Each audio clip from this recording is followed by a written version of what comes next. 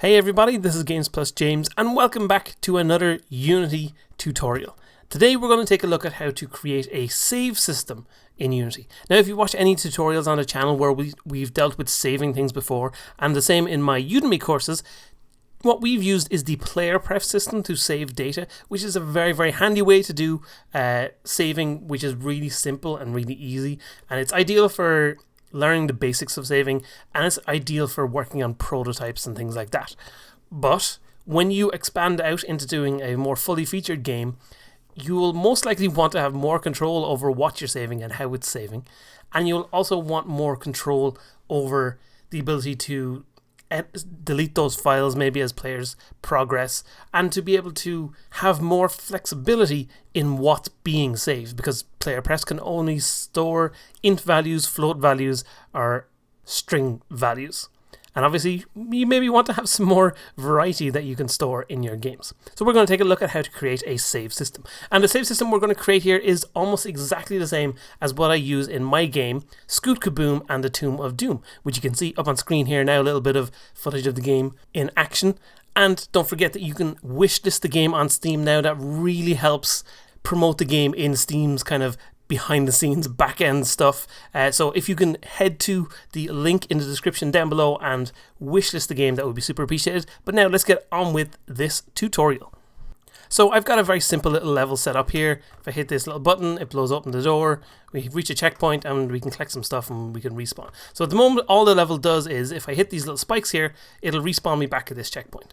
But if I stop the game and play again, we'll go back to the start of the level, this button will be closed, we have to hit it to get back here and all this. It'd be nice if we could respawn back at the checkpoint here.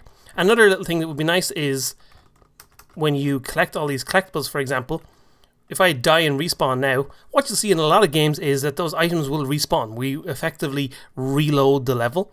So we'd really like that to happen. So we'd like it to reload the level and pull from our saved data to tell us where to load in. So let's stop this running here, and the first thing we're going to do is create a script to manage our saves. So I'm going to create an object here first of all that we'll use to represent it in the world. So I'm going to call this the save manager, and I'm going to create a script in my scripts folder, create a C# script that we'll call save manager. I'm going to attach that to the save manager object. Once it compiles, let me try this again. There we go, and let's open this up. So what we're going to use for this is something called XML Serialization, which will allow us to basically store information in a what's called an XML file, but we can name it whatever we want, it doesn't matter. And that allows us to write some data into a file and then read it back out and do whatever we want along the way. So to do that, up the top here, I'm going to using system.io. So system.io will allow us to save and load files to the computer that we're on. Then we're going to do using system.xml, because we're using XML, and I need to also use using system.xml.serialization. Now there's a few different ways you can do what we're going to do here. We're using XML serialization. You could also use binary formatting as well, is another very common one, but I found that this works very well for me, so we're going to demonstrate this in action here. So when we want to do this, we need to make the type of data that we want to store. So down the bottom here below our save manager class, so after this final closing bracket here, I'm going to add in another public class that we're going to call save data. And then this is not going to be a mono behavior like we have up here. This is just going to be a normal class. And I'm going to open and close the curly brackets here like this. And then within here, we're going to put some variables that we would want to store. So for example, I'm going to put in a string for the name of the save game that we're going to save here. So I'm going to call this save name. I said I want to store where when our player hits a checkpoint and where they should respawn. So let's create a public vector tree that we'll call respawn position. I also want to do a couple of other things. So if I jump back in here, for example, this button. I want to save if this button has been pressed. I'm going to save that. And I also want to save how many lives our player has. And we'll do all these things one by one, but we'll just set up the values in here for all of that as well. So let's create a public bool here for door open, like so, and a public int for lives. So you should see already that versus using player prefs, we now have a few extra options available to us. We can store a vector tree without having to separate it out into 3 different numbers, and we can store a bool value without having to convert it to using, for example, 1 and 0 to represent if it's true or false. So with that in mind then, the other thing we need to do is go up here and we need to classify this script as system.serializable. So this means that this entire class will be serializable by the system, and it means that first of all it allows us to actually see these values in the inspector in Unity, and it also means that we will be able to save this information because we're using the serialization system up here. So if I just save this, first of all, we can't see these values just by default because although they're in the same class script here, or sorry, they're in the same C# script, they're not within this class, so they don't appear down here. We've essentially created another abstract class in here. But what we can do is, up the top here, just create a public save date. Oh, I said save date instead of save data. That was a bit silly. So there we go. Public save data. That we'll call, this will be our active save. And this information here is what we're going to store. So if I just save this, jump back into Unity, we should see now we have this active save variable. So I can collapse that down if I want to, or if I open it up, we can type in some information, or we can use this to store this information. So how do we store it? Let's go back in here. And what we're going to do is create 2 functions. I'm going to create a public void save, like so, and a public void load, like so. Oh, I got all ahead of myself there. Oh, it auto-completed something else for me. There we go. Public void load, there we go. So in our save function here, the first thing we're going to need to know is where we want to actually save these files. And the default place that most applications will save information is onto your system into something called a persistent data path, which is somewhere that stores all your files on your machine. And how we can access that is we're going to create a string here called data path, and we're going to set that to be equal to application.persistent data path. And this is a location on your machine that most games in general will save to, and especially Unity games will use this a lot. And where this goes, if I jump over into Chrome and look at the Unity documentation for application.persistent data path, on a Windows machine it goes to the name of the user profile, and then app data, local packages, and then product name is whatever your actual product is, and it'll save it in here. So any files you create will basically go to here. And this also allows you to be able to, whenever you want to manually go and delete any files, you can just go to that directory and find it in there. So it'll write to different places depending on different machines, obviously, but it's important just to know that, hey, this will go to a particular place on our computer. And then what we'll do next is write out a particular bit of code that will handle this. Now, this is just something that you don't necessarily need to memorize. I certainly do not memorize this. I basically just check this information whenever I need to create a save system. What we do is we'll create a variable that we're going to call serializer. And this is going to be a new XML serializer. Serialize. There we go. A new XML serializer, and then we have to tell it what type of data we want it to serialize. So in here we say type of, and then in a bracket we wanted to serialize the save data that we created down here. So we're going to say serialize save data, and we hit our semicolon at the end. So we've got a serializer created. Then we have to create a variable called stream, which is going to be a new file stream. which is essentially a way of storing a new file in some memory. And in here we're going to say where we want this to go is to the data path that we just created up here. Then we're going to add on a / to it. So we're going inside this folder, and then within here we're going to say that we're going to store from the active save, which is a reference to our save data. We're going to get the save name that we want to use. So active save dot save name. So we're basically creating a document that, for example, let's say our save name, let's go back into Unity here. We'll just call our save name is save1. So then what we're doing is saving it as save1, and let's give it a extension to the end of it. So we're going to say save1 dot save. It doesn't matter what you call this. This could be literally anything. Probably not with semicolons in it, but any series of letters, it doesn't really matter. We're going to call it dot save. And then we need to tell it that this is we're in file mode dot create, because we're creating a file that we're going to save. And then what we do is say, with that stream that we just created, we're going to say, we'll use the serializer that we had here. Tell that to serialize a file. The file we want to serialize is this stream we just created. And what we want to put into that stream is our active save. So in here we're going to say active save.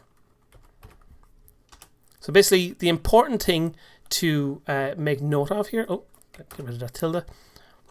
The important thing to be aware of here is 3 elements: the type of information that you're saving, the location of where you wanted to save, so save name.save is what we're using here, and in here the actual object that you want to save.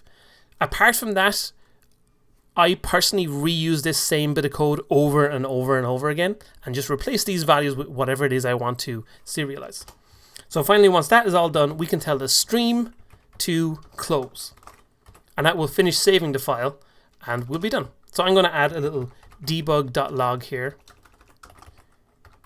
to tell me when a save has been finished, just so I know that it shows up in the machine. So that's how we'll save. So to then load, we obviously want to do the opposite to that. So what we're going to do here is in the load section, again, we still need to know where our file is. So we're going to take this same data path string.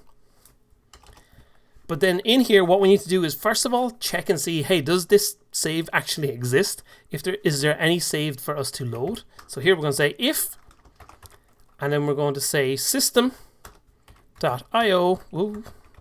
try this again, system.io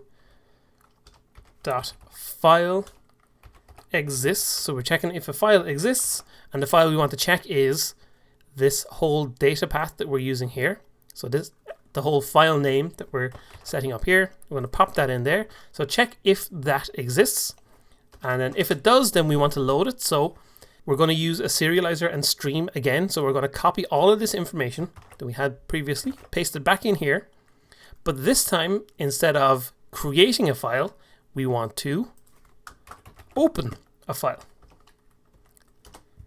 And then in here, instead of saying the serializer.serialize the active save, instead what we want to do is, because we're loading, we want to tell this active save to get the information out of this file. So here we'll say active save equals serializer.deserialize. So we use serializer.serialize to set the information into place, and in here we're going to deserialize it. So we're taking it out. We're taking it out of the stream, and we need to tell it that we're taking it out of the stream as save data. So we're telling it this is the type of information that we're pulling out of this system. And then once again, we can tell that stream to close. So stream.close, like so. And I'm going to add another little debug here to say debug.log load it. Okay, so that's perfect. Let's just add a quick little shortcut so that we can do these actions. So I'm just going to add a if input.get key down key code, let's say K. This will allow us to save.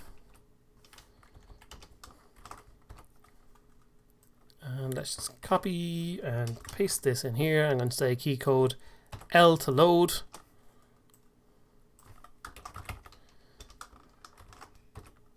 There we go. Okay, save that, and let's go back into Unity then and just test this out. So at the moment, if I go and press play here, and if I press my load key, we should see that if I look down here, I didn't get any message in the console. If I stop this running, look at our console, we didn't get any message, and that's because there was no file for us to load. So if I try again here, and if I press play, and this time if I save first, so hit K, there we go, I get my save message in the bottom corner.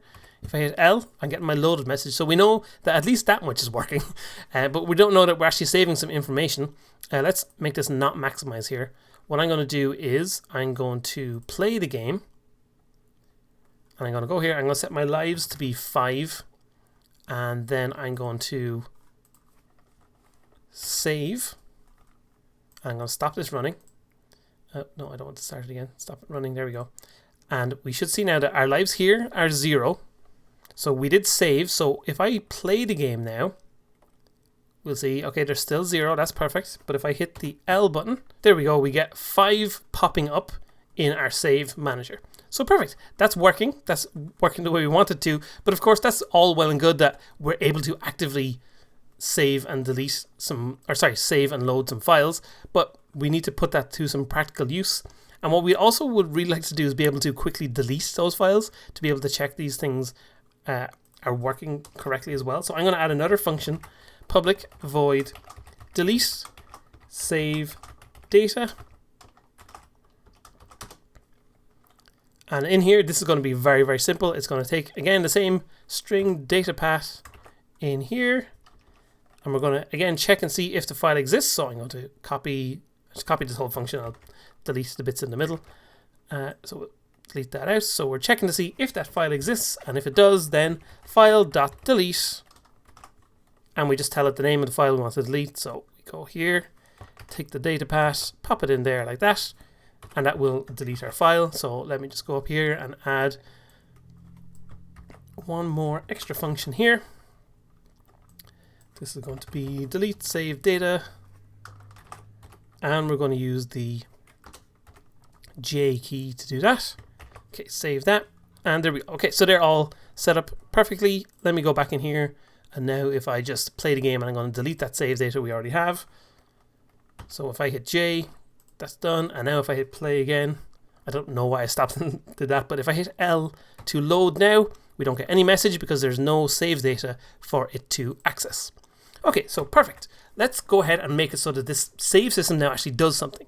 So the first thing I'm going to do is go into our save manager. I'm going to make it so that this save manager is accessible from other scripts nice and easily. So I'm just going to make it a public static save manager. So we're making it a singleton instance. So there's only one of it available. And then when we awake, we'll say instance equals this. So I've used this in many other videos, and if you haven't seen it in action, essentially it's a way of creating a single object that is accessible from every other script within the world. So we can save this, and what I can do then is actually we'll just have one extra thing up here. I'm going to create a public bool that we'll call has loaded to let everything else be able to tell, hey, has our save manager actually loaded some information? And if it has, then we can actually set that information. So then in our load down here, I'm going to say when we've loaded something, we'll say has loaded equals true. And we're going to make sure as soon as the game starts running, so in this awake function, we're going to call that load, like so. So if there's any information to load, it will load it up in here. So if we have information to load, well, let's go to our game manager. So in my game manager here, I have how many lives we have, and I also have a respawn point here. So what I'm going to do is right here, I'm going to say if the save manager dot instance has loaded. So now I'm going into the save manager script, looking at the instance, which is this object. There's only one of it running in the world, and I'm calling I'm checking if it has loaded something. So if it has loaded something, well, that means it has some information. So we're going to tell it to go to the respawn point that it has set, and we're going to tell it to set the lives to whatever has been saved. So here I'm going to say respawn point equals the save manager dot instance dot active save. So I'm looking at the active save data and getting the respawn position out of there, and I'm going to move the player to that position. So player controller dot instance dot transform dot position is going to the respawn point, and then we're going to say the lives that we currently have will be equal to save manager dot instance dot active save dot lives. Okay, so that would be fine and dandy. Let's go and have a look at what would happen there. So if we go into our save manager here, we have, at the moment it's set with, it has 0 lives and all of this. So if we were to save the game now, then our game would have 0 lives to start off with, and our player starts off with more lives than that. So that doesn't really feel great. But obviously when we first start the game, there won't be anything to load, so that problem won't immediately appear. If I go look at my game manager here, you'll see I have 10 lives to start off with. So let's say, for example, we start the game, we've got 10 lives, and then we do something that makes the game save. So the game saves, and what it saves is that it has 0 lives. Then when we load up the game again, all of a sudden we'll be loading back in with 0 lives again. So what we're going to do is make sure that when we first start the game, if the save manager has loaded, then set the lives. But if it hasn't loaded, which means there's no save data, which means we're essentially playing this the first time, then tell the save manager dot instance dot active save to set the lives amount to be equal to however many lives we have. So what that will do is, then if I go ahead and play the game here, once that compiles, if I play, should see, there we go, straight away our lives bumps up to 10. So then as soon as we save, our lives will be stored in that way. So let me just hit the save button here. So I save that, and now when I stop and play again, there we go, we have our 10 lives. So perfect, that's doing what we want. Let's also then make sure that I have down here a respawn coroutine that handles respawning the character, and in here I'm going to say, okay, well, whenever we take away some lives, tell the save manager dot instance active save dot lives to be the new lives amount, like so. Okay, so let's save that. So that's how we're going to handle our lives. The next thing we're going to want to do is, obviously, if I go ahead and play here, one of the most important elements is we want to save when we hit these checkpoints. So I'm going to break that box. If I run forward, hit the checkpoint, perfect, that's there. But if I stop and play again, obviously, that doesn't do anything. We're just back at the very start. So I'm going to dive into the checkpoint script that I have. And in here, we can see it's telling the game manager to set the respawn point to be there. What we're going to do is also tell the save manager, that instance, the active save respawn point should also be our transform.position. And because this is a checkpoint, we're going to tell it at that instance to save the data. So we're going to say save manager dot instance dot save the information that we want to save. So let's go ahead and save the script now, jump back in, and this time we should see, if I go ahead and play, open my little door, run out here, when I hit the checkpoint, now if I die, I'll respawn back here, which is the way I want that to happen anyway. So what I'm going to do is stop this running, and when I play again, we should see, boom, we're back at the checkpoint, which is exactly where I want it to be. One thing that I want to have in this game as well is when I die at any point, I want to let my player respawn, which is perfectly fine. You can see I'm losing my lives, that's fine as well. But I want these watermelons to reappear when I die. So I'm going to switch the game manager. If I jump back in here to my game manager, here we have the player controller getting reset and all this. I'm going to comment this out so that this doesn't happen. And what I'm going to do instead is, now that we're saving the checkpoint position of the player, I can just reload this scene. So I'm going to tell the scene manager to load scene.